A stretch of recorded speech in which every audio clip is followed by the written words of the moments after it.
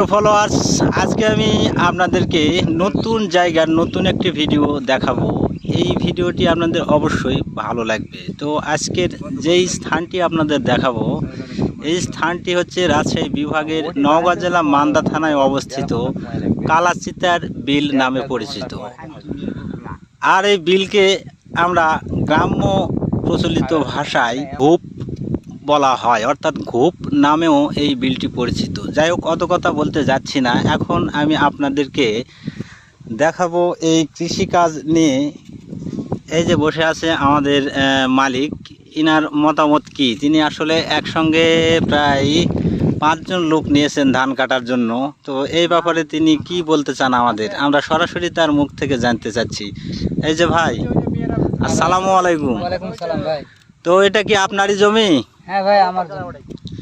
তো আপনি যে লোক নিয়েছেন কত করে?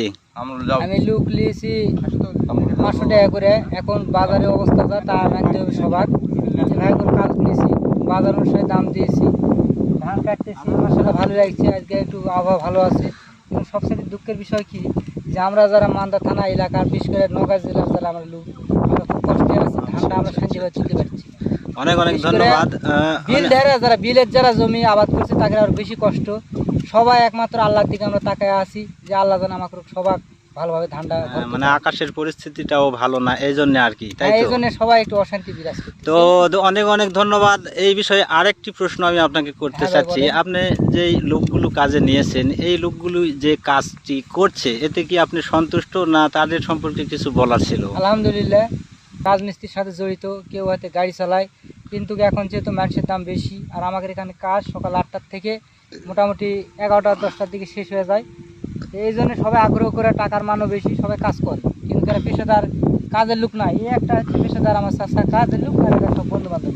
তো প্রিয় দর্শক, এতক্ষণ আপনারা আমাদের জমির মালিকের কথা শুনলেন। এখন আমরা এই কৃষক নানুটির কথা শুনবো। তিনি আসলে এই মালিক সম্পর্কে এবং এই কাজ সম্পর্কে আমাদের কি বলতে চাচ্ছেন, আমরা একটু শুনি, ঠিক আছে?